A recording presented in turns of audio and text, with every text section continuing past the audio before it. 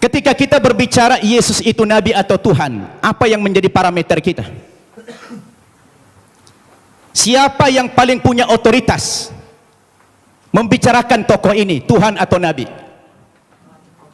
Menurut hemat saya, yang paling punya otoritas bukan pribadi-pribadi, bukan manusia, bukan pendeta, bukan ustadz, tetapi yang paling punya otoritas membicarakan tokoh ini mestinya adalah sumber agama itu sendiri, yaitu Alkitab atau Al-Quran. Betul tidak? Ini apa namanya? Buku. Buku kan? Bapak Ibu saya tanya, ini sama ini bahan bakunya sama tidak? Sama-sama apa? Sama-sama kertas. Kenapa dalam penamaan jadi beda? Yang ini dikatakan kitab suci, yang ini dikatakan buku. Kenapa jadi beda namanya? Padahal bahan bakunya sama-sama kertas. Yang membedakan apanya? Ternyata yang membedakan kontennya, isinya. Dia dikatakan kitab suci karena memuat firman-firman Tuhan Zat yang Maha Suci.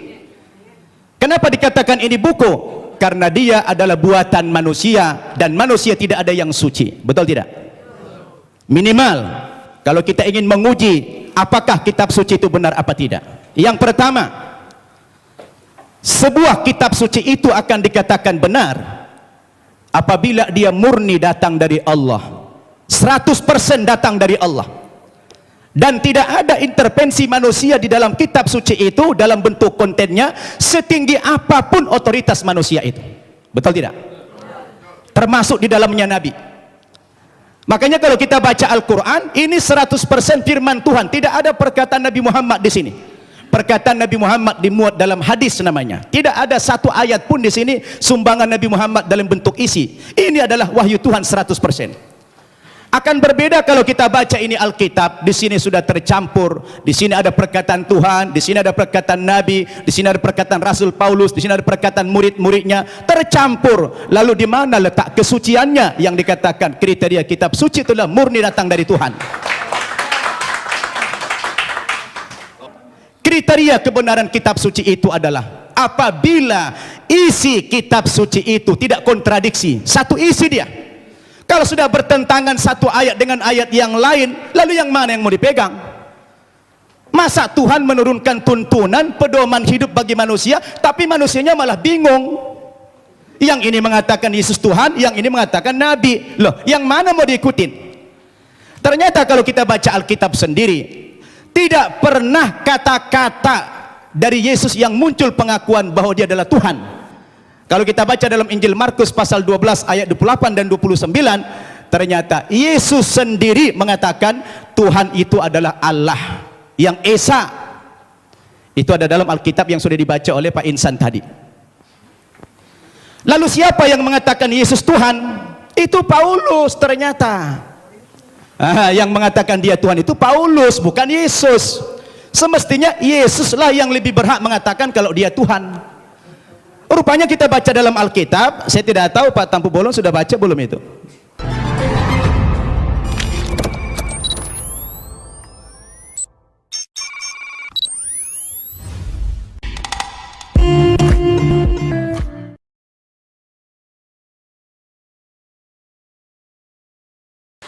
Baik, untuk pembicara kita terakhir yang keempat adalah Ustadz Samsul Arifin Nababan. Ini pembicara Batak yang ketiga. Kepada beliau 20 menit dipersilahkan. Assalamualaikum warahmatullahi wabarakatuh. Selamat sore kepada saudara-saudara kami dari umat Kristiani. Alhamdulillah, wassalatu wassalamu ala rasulillah wa ala alihi wa sahbihi wa mawalah, amma ba'd. Yang kita hormati saudara kita pembicara dari umat Kristiani, Bapak Pendeta Luga Tambunan, dan juga Bapak Pendeta Johannes Tampu Bolon. Juga yang kita hormati pembicara dari pihak Muslim, Ustadz Haji Insan LS Mokoginta. Bapak-bapak, ibu-ibu, para hadirin dan pendengar yang saya muliakan. Pertama sekali, saya secara pribadi sangat mengapresiasi acara dialog yang semacam ini, yang menurut hemat saya kegiatan dialog ini sudah lama sekali tidak pernah dibudayakan oleh masyarakat kita, dialog lintas agama. Dan mudah-mudahan kita yang menghidupkan kembali tradisi ini untuk kemudian diikuti oleh generasi kita yang lain. Al-Quran sendiri memang memerintahkan kepada umat Islam untuk senantiasa membudayakan dialog. Dan dialog itu salah satu perintah Allah dan juga salah satu metode, salah satu cara untuk menyampaikan misi-misi kita. Al-Quran sendiri yang berjumlah 6.236 ayat kurang lebih, hampir sepertiga berbicara tentang dialog. Apakah itu dialog Allah dengan malaikat, dialog Allah dengan para nabi, dialog nabi dengan para orang tua dan anaknya, dialog nabi dengan umatnya, itu banyak kita jumpai dalam Al-Quran. Nah, salah satu dialog yang dianjurkan dalam Al-Quran ini adalah kita berdialog dengan saudara-saudara kita yang non-muslim, seperti yang Allah perintahkan dalam surat Al-Ankabut ayat 46. A'udzubillahi minasyaitonirrajim. Wala tujadilu ahlal kitabi illa billati hiya ahsan. Janganlah kamu berdebat dengan orang-orang Yahudi dan Nasrani atau orang ahli kitab terkecuali dengan cara yang terbaik, bukan baik.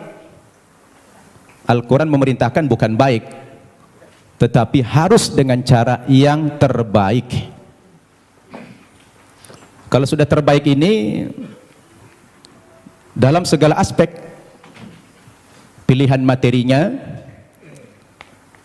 maudhu yang dibicarakan, susunan katanya, bahasanya, dan lain sebagainya. Karena dialog ini adalah salah satu cara kita untuk menyampaikan kebenaran. Demikian juga dalam surat An-Nahl ayat 125. Allah mengatakan, a'udzubillahi minasyaitonirrajim. Ud'u ila sabili rabbika bil hikmah wal mau'izatil hasanah wajadilhum billati hiya ahsan. Ajaklah manusia itu ke jalan Tuhanmu, kepada kebenaran, kepada Islam. Dengan cara apa kita mengajak mereka? Yang pertama kata Allah, bil hikmah, dengan penuh kebijaksanaan. Yang kedua, dengan memberikan nasihat-nasihat dan pelajaran-pelajaran yang berguna, yang bermanfaat, yang mudah dicerna. Dan yang ketiga, kepada orang yang berbeda keyakinan dengan kamu, kata Allah, wajadilhum billati hiya ahsan. Berdialog atau berdebat dengan mereka, tetapi dengan cara yang terbaik, kata Allah. Jadi dialog itu sebetulnya dalam Islam, Pak Tambunan, Pak Tampu Bolon, merupakan perintah agama yang harus dibudayakan. Bahkan Allah sendiri ketika hendak menciptakan manusia ini dialog dulu dengan malaikat. Nah, Allah itu dialog dengan malaikat. Karena cara-cara dialog itu adalah cara yang paling efektif. Oleh karena itu saya melalui mimbar ini, melalui forum ini mengingatkan kita semua, memang dialog itu tujuannya bukan mencari menang kalah. Ya, dialog itu bukan mencari kemenangan atau kekalahan, tetapi dialog itu sebuah sarana kita untuk menyampaikan kebenaran, untuk dakwah. Itu makanya dakwah dalam pandangan agama Islam, Pak Tambunan, dakwah itu tujuannya adalah mengajak. Begitu juga Pak Tampu Bolon ceramah. Saya tadi membayangkan Bapak berdua ini mempresentasikan materinya dengan hujjah, dengan dalil-dalil yang jelas. Justru malah terbalik, yang paling banyak bicara Alkitab malah Pak Insan dari Muslim.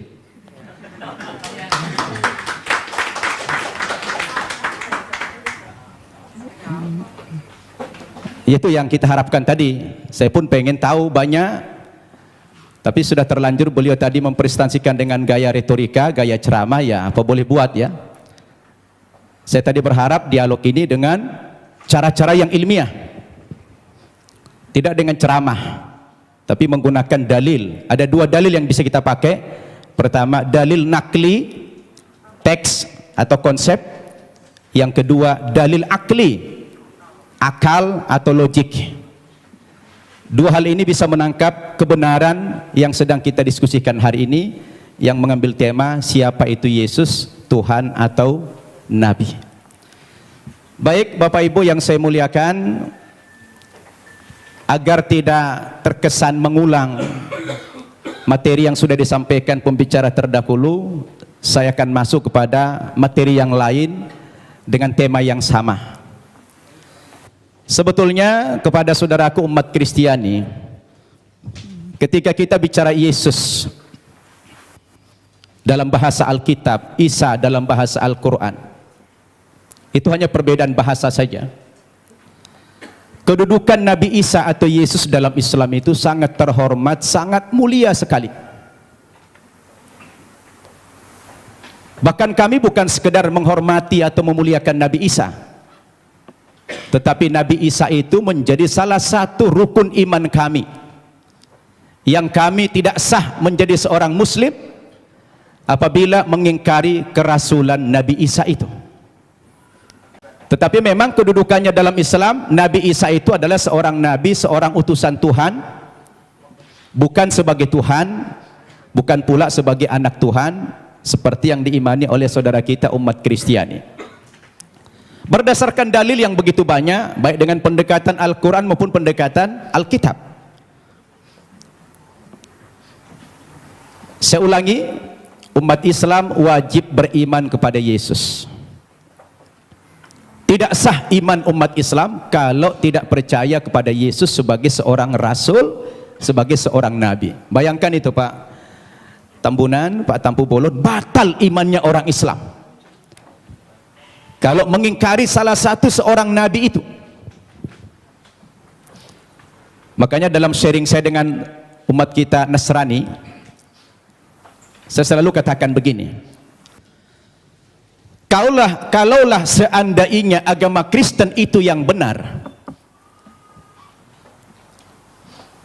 dengan tokohnya adalah Yesus, kemudian umat Kristen masuk ke dalam sorga, insya Allah umat Islam juga akan ikut masuk ke dalam sorga. Kenapa? Karena kita beriman kepada Yesus. Tetapi kalau Islamlah yang benar, dengan tokoh kita Nabi Muhammad yang juga mengimani nabi-nabi yang terdahulu, kemudian saudara kita umat Kristiani tidak beriman kepada kerasulan Muhammad, mohon maaf, terpaksalah saudara kita masuk neraka kalau akan masuk surga. Ini untungnya menjadi umat Islam. Kenapa? Karena apa yang mereka imani kita imani juga, tetapi apa yang kita imani mereka tidak imani. Itulah perbedaan yang mendasar antara kita dengan umat Kristiani. Hanya persepsi tentang Nabi Isa, dia Tuhan atau Nabi. Berdasarkan ayat-ayat Alkitab yang sudah dipaparkan begitu banyak oleh Ustadz Insan Mokoginta tadi, ternyata ratusan ayat yang kontradiksi. Ada yang mengatakan Nabi Isa itu Tuhan, ada yang mengatakan dia Nabi. Oleh karena itu, saya ingin mengajak antum semua untuk merenung. Ketika kita berbicara Yesus itu Nabi atau Tuhan, apa yang menjadi parameter kita? Siapa yang paling punya otoritas membicarakan tokoh ini, Tuhan atau Nabi? Menurut hemat saya, yang paling punya otoritas bukan pribadi-pribadi, bukan manusia, bukan pendeta, bukan ustadz, tetapi yang paling punya otoritas membicarakan tokoh ini, mestinya adalah sumber agama itu sendiri, yaitu Alkitab atau Al-Quran. Betul tidak? Harus sumber agamanya itu yang menjadi tolok ukur. Sekarang kita pertanyakan, dari dua kitab suci ini, Al-Quran maupun Alkitab, yang mana yang memenuhi kriteria sebagai sebuah kitab suci? Nah, ini perlu kita uji. Ini perlu kita uji. Kita capek bicara ngalur ngidul, mengangkat dalil-dalil. Kalau dalil itu tidak representatif, tidak rasional, saya pikir juga percuma. Sekarang kita harus bicara dari dua kitab suci ini. Kenapa dikatakan dia kitab suci? Coba Bapak Ibu saya tanya. Ada buku? Coba ada buku? Coba buku. Ya, itu aja, taruh, minjam dulu. Ya. Bapak Ibu saya tanya. Ini kata lainnya apa? Kitab suci. Oke. Ini apa namanya? Buku. Buku kan? Bapak Ibu saya tanya. Ini sama ini bahan bakunya sama tidak? Sama-sama apa? Sama-sama kertas. Kenapa dalam penamaan jadi beda? Yang ini dikatakan kitab suci, yang ini dikatakan buku. Kenapa jadi beda namanya? Padahal bahan bakunya sama-sama kertas. Yang membedakan apanya? Ternyata yang membedakan kontennya, isinya. Dia dikatakan kitab suci karena memuat firman-firman Tuhan Zat yang Maha Suci. Kenapa dikatakan ini buku? Karena dia adalah buatan manusia, dan manusia tidak ada yang suci. Betul tidak? Sekarang mari kita uji. Kalau kita sepakat apa yang membedakan buku dengan kitab suci adalah terletak pada kontennya. Kalau kitab suci itu adalah memuat firman-firman Tuhan. Ketika kita uji Bapak Ibu, 5 kriteria minimal kalau kita ingin menguji apakah kitab suci itu benar apa tidak. Yang pertama, sebuah kitab suci itu akan dikatakan benar apabila dia murni datang dari Allah, 100% datang dari Allah, dan tidak ada intervensi manusia di dalam kitab suci itu dalam bentuk kontennya, setinggi apapun otoritas manusia itu. Betul tidak? Termasuk di dalamnya Nabi. Makanya kalau kita baca Al-Quran, ini 100% firman Tuhan, tidak ada perkataan Nabi Muhammad di sini. Perkataan Nabi Muhammad dimuat dalam hadis namanya. Tidak ada satu ayat pun di sini sumbangan Nabi Muhammad dalam bentuk isi. Ini adalah wahyu Tuhan 100%. Akan berbeda kalau kita baca ini Alkitab, di sini sudah tercampur, di sini ada perkataan Tuhan, di sini ada perkataan Nabi, di sini ada perkataan Rasul Paulus, di sini ada perkataan murid-muridnya, tercampur. Lalu di mana letak kesuciannya yang dikatakan kriteria kitab suci itulah murni datang dari Tuhan? Itu satu. Yang kedua, kriteria kitab suci itu dikatakan benar apa tidak? Apabila kitab suci itu ditulis pada zaman kitab suci itu datang, yang diterima oleh Nabi yang menerima kitab suci tersebut. Saya tanya, Al-Quran kapan ditulis? Ketika Nabi Muhammad masih hidup. Dia suruh sahabat menulis Al-Quran. Karena dia tidak bisa membaca, tidak tahu menulis, dia minta bantuan sahabat, sahabat menulis. Dan dia hidup sezaman dengan Nabi. Begitu selesai ditulis oleh sahabat, dikonfirmasi tulisan dengan bacaan Nabi, sama apa tidak, di cross check supaya tidak terjadi manipulasi. Kenapa? Karena kitab suci itu jadi pedoman. Sekarang Alkitab kita tanya, kapan ditulis? Lalu siapa tokoh yang menerima Alkitab? Alkitab ditulis bukan pada zaman Nabi Isa masih hidup, tapi sudah sekian puluh tahun, bahkan sekian ratus tahun Yesus sudah tidak ada di dunia ini, baru ada pembukuan Alkitab. Terus bagaimana seorang penulis akan mengkonfirmasi kepada yang menerima wahyu itu? Maka kemungkinan terjadi manipulasi sangat mungkin. Sebab yang namanya wahyu itu haruslah dari Tuhan, tidak boleh dari rekayasa atau karangan manusia. Betul tidak? Dua itu kriteria, dan Alkitab gugur menurut hemat saya di situ. Yang ketiga, kriteria kebenaran sebuah kitab suci itu adalah seorang penulis wahyu secara moral haruslah orang yang jujur, terpercaya, bukan pendusta. Penulis Al-Quran adalah orang yang jujur. Sekarang penulis Alkitab, bagaimana Alkitab disandarkan kepada Yesus, disandarkan kepada Musa, disandarkan kepada Nabi yang lain, sementara sang penulis tidak pernah jumpa dengan yang menerima wahyu itu? Bagaimana ini? Maka gugurlah kesucian kitab tersebut. Kemudian yang keempat, kriteria kebenaran kitab suci itu adalah apabila isi kitab suci itu tidak kontradiksi satu isi dia. Kalau sudah bertentangan satu ayat dengan ayat yang lain, lalu yang mana yang mau dipegang? Masa Tuhan menurunkan tuntunan pedoman hidup bagi manusia, tapi manusianya malah bingung. Yang ini mengatakan Yesus Tuhan, yang ini mengatakan Nabi. Loh, yang mana mau diikutin? Ternyata kalau kita baca Alkitab sendiri, tidak pernah kata-kata dari Yesus yang muncul pengakuan bahwa dia adalah Tuhan. Kalau kita baca dalam Injil Markus pasal 12 ayat 28 dan 29, ternyata Yesus sendiri mengatakan Tuhan itu adalah Allah yang Esa. Itu ada dalam Alkitab yang sudah dibaca oleh Pak Insan tadi.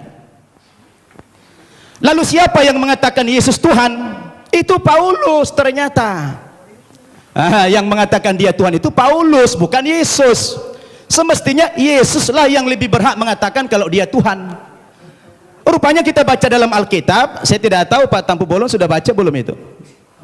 Ya, kalau kita baca dalam Alkitab, ternyata yang mengatakan dia Tuhan itu adalah Paulus. Dalilnya di mana? Dalam Kisah Para Rasul pasal 2 ayat 36. Ya, Kisah Para Rasul pasal 2 36. Apa kata Paulus? Jadi seluruh kaum Israel harus tahu dengan pasti bahwa Allah telah membuat Yesus yang kamu salibkan itu menjadi Tuhan dan Kristus. Coba. Ya, siapa yang mengatakan Yesus Tuhan? Paulus. Kemudian dalam kitab Filipi pasal 2 ayat 11, dan segala lidah mengaku Yesus Kristus adalah Tuhan bagi kemuliaan Allah Bapa. Nah, dia yang mengatakan itu Paulus. Sekarang timbul pertanyaan, Paulus itu siapa? Paulus itu bukan muridnya Yesus, bukan sahabatnya Yesus, bukan pengikut Yesus, tapi Paulus itu adalah musuhnya Yesus. Nah, ini dia. Dan saya baca dalam Alkitab, ternyata aktor pendiri agama Kristen itu memang bukan Yesus. Yesus tidak pernah membawa agama Kristen. Yang mengatakan kata-kata Kristen itu adalah Paulus dalam Kisah Para Rasul pasal 11 ayat 25. Ketika dia mengajar di Antioquia lah pertama kali murid-murid itu dipanggil sebagai Kristen. Kristen artinya pengikut Kristus. Kristus artinya adalah juru selamat atau Al-Masih dalam Islam.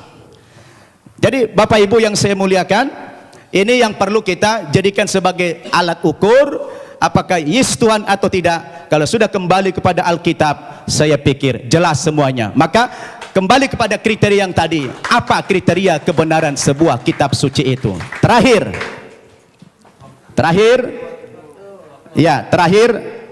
kalau saya baca dalam Alkitab, ada beberapa alasan-alasan yang mengatakan dalam iman Kristiani dikatakan dia Tuhan. Yang pertama, rupanya karena Yesus itu lahir tidak punya bapak.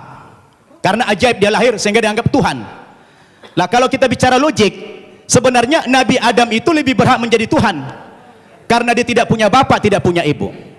Yang kedua, dikatakan Nabi Isa atau Yesus itu pernah menghidupkan orang mati, lalu dikatakan Tuhan. Tapi saya baca dalam 1 Raja-Raja pasal 17 ayat 20 sampai 22, rupanya bukan Yesus satu-satunya yang pernah menghidupkan orang mati. Ada nabi yang lain namanya Elia. Elia juga pernah menghidupkan orang mati. Lalu kenapa Elia tidak dipanggil Tuhan? Nah, ini menjadi pertanyaan yang menarik sekali. Sayang sudah dekat, saya sudah habis waktunya. Jadi terima kasih Bapak Ibu. Mudah-mudahan dialog kita terus berkembang. Wassalamualaikum warahmatullahi wabarakatuh. Waalaikumsalam warahmatullahi wabarakatuh.